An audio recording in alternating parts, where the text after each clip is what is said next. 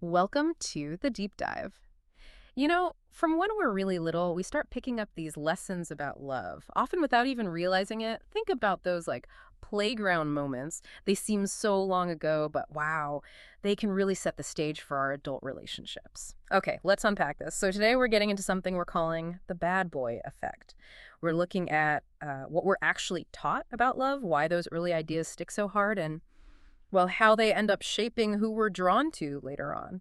We've gone through a whole lot of material, some really insightful stuff on this exact topic. The goal is to give you a shortcut, kind of to understanding these really deep emotional patterns. Our mission here is pretty clear. Pull out the most crucial bits of knowledge. We want to get how these scripts start and, yeah, how we can maybe start to rewrite them for ourselves. Okay, so here's where it starts getting, well, really interesting, maybe a little uncomfortable even. Think way back. Elementary school. Did you ever hear that phrase, oh, he's just mean because he likes you? Or you'd see a kid, pulling pigtails, maybe calling names, or that classic move, ignoring someone completely. Well, And some grown-up would chime in, framing it as early signs of affection. Seems totally innocent on the surface, it right? does. But that's often one of the very first and honestly most powerful lessons we absorb about romance.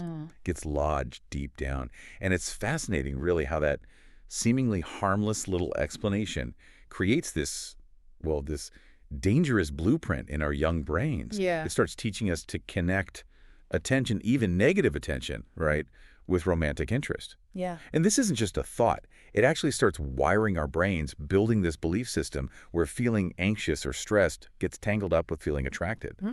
I remember hearing about this woman, Sarah. She recalled complaining to her mom about a boy who kept knocking her books over every day. Oh, wow. And her mom just smiled, that knowing smile, and said, "Oh, honey, that's just how boys show they care sometimes." Oof. Yeah, that's potent. It really is. Yeah. And it sets up these lasting patterns for how we read signals later on.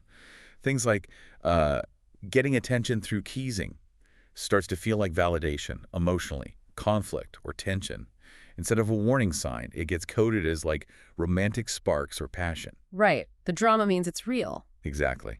And mixed signals, oh, those become the ultimate prize. Love that's worth chasing because it's, unpredictable and exciting. And that really feels like the absolute core of the issue here, doesn't it? We learn, so many of us, to mistake that feeling of unease, that emotional discomfort for passion, that fluttery feeling. Your nervous system is actually screaming, stress, danger. But we've been taught to label it butterflies. This must be love. Precisely. It's like our internal alarm system gets completely rewired. It's playing love songs when it should be sounding a siren. And then these playground ideas, they don't just vanish. They kind of grow up with us, morphing into these big cultural narratives we absorb as teenagers and adults. I mean, just think about the stories we consume. Books, movies, TV shows. How often is love portrayed as easy and calm? Almost never. Right. It's almost always this epic battle you have to win. It takes persistence, suffering, grand gestures. Constant drama. Yeah, it almost sets us up to think that if it's not a huge struggle, maybe it isn't real love. And if we connect that to the bigger picture, Yeah. yeah, these stories drill in some pretty troubling messages. Subtly, most of the time. They tell us love has to be unpredictable to feel authentic. Yeah. If a relationship feels too easy, too calm, well, it probably doesn't have enough depth or, excitement. The dreaded boring. Exactly. The nice partner, boring, Yeah. predictable. But the difficult one, oh, they're deep, complex, worth figuring out, worth winning over. So this conditioning, it really teaches us to equate struggle with value in our relationships. Someone calm and steady, no passion there. But emotional chaos, inconsistency, ooh, intriguing, must be deep. Totally. And that toxic idea that you need to compete for love and attention, which, like you said, starts with that teasing stuff. It just matures right into adult relationships where partners use intermittent reinforcement. That hot and cold behavior. Yeah. Exactly. One minute they're showering you with affection, the next they're distant, unavailable. It creates this addictive loop. You're always chasing that next hit of validation. Like pulling a lever on a slot machine, hoping for a payout. Yeah, exactly like that. Yep. An emotional slot machine. So, okay, this brings up the big question then. Why? Why do so many people, women especially, seem to fall into this pattern repeatedly, drawn to that bad boy type, even when they know intellectually it usually leads to heartache? It's such an important question. And the core reason, I think, is that these relationships, they actually replicate emotional patterns that feel Well, strangely comfortable. Familiar. Comfortable, even if they're painful. Yeah, familiar might be a better word. They mirror dynamics we experienced growing up, maybe with a parent, maybe just the general emotional climate we absorbed. I remember this college roommate I had. She went through one guy after another who was just emotionally distant, unavailable. It took her years to realize she was basically recreating the dynamics she'd had with her own father, who was quite withdrawn. Our nervous systems literally recognize the emotional signature, Mhm. So these partners, even if they're not good for us, they can feel right on this really deep, almost subconscious level. And dating psychology offers some insight here, too. It's not that bad boys feel familiar because they're healthy. They feel familiar because the pattern is familiar to our nervous system. And think about it. Getting that rare moment of validation from someone who usually withholds it, it feels like winning the lottery. Right, a huge prize. Huge prize, exactly. High reward, low probability. That lights up the dopamine pathways in our brain like crazy. Ah, dopamine, the reward chemical. Yep.